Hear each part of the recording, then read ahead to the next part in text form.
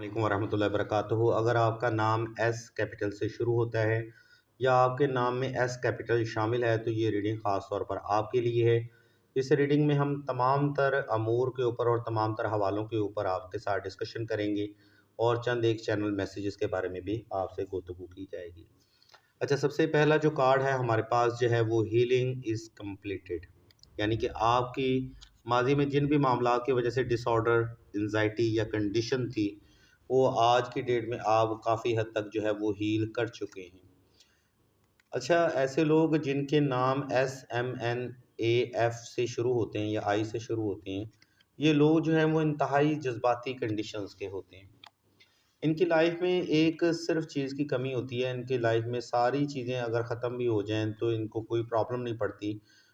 लेकिन सबसे ज़रूरी और जो मतलब अहम चीज़ है, इनकी इमोशनली कंडीशन जो है ना वो डिस्टर्ब नहीं होनी चाहिए।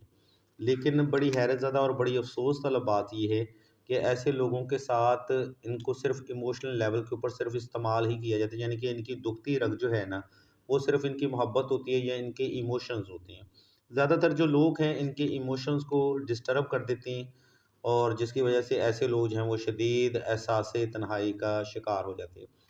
सेकंड, इसमें साइलेंट नॉलेज की बात की जाती है, साइलेंट नोइंग की बात की जाती है, यानी कि ये इंसान सब कुछ ही जानते होते हैं कि कौन इंसान इनके साथ धोखा कर रहा है, कौन इंसान इनके साथ जो है वो मामलात को इख्तियार कर रहा है, लेकिन कि इनको फिर भी मतलब आदत होती है केले के छिलके से ऊपर से फिसलने की।